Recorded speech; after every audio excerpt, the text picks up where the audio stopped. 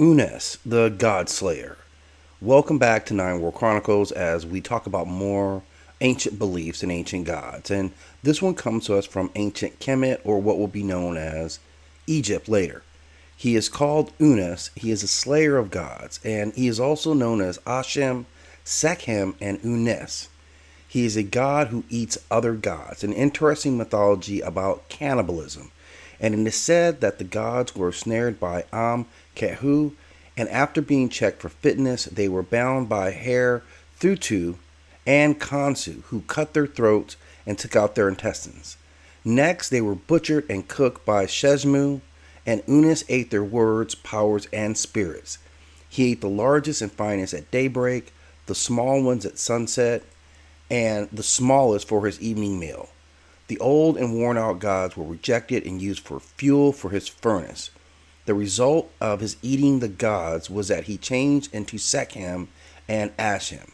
So, a deity who finds immortality in consuming other deities. This is one of the last references to cannibalism that you would see in the old texts, but clearly was a part of the belief that you could gain their magic or their power by consuming someone.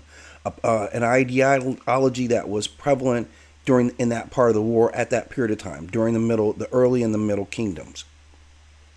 The story of Akasha, the vampire queen, is rooted in the idea of removing cannibalism from the belief systems of those people in Africa. There's also further detail on Unas. It says, a god who lives on his father, who feeds on his mothers. Unas is the bull of heaven, who rages in his heart, who lives on the being of every god, who eats their entrails when they come, their bodies full of magic, from the Isle of Flame. Unas is he who eats people, who lives on gods. Unas, who eats their magic, swallows their spirits. The big ones are for his morning meal, the middle ones for his evening meal, their little ones for his night meal, the old males and females for his burnt offering.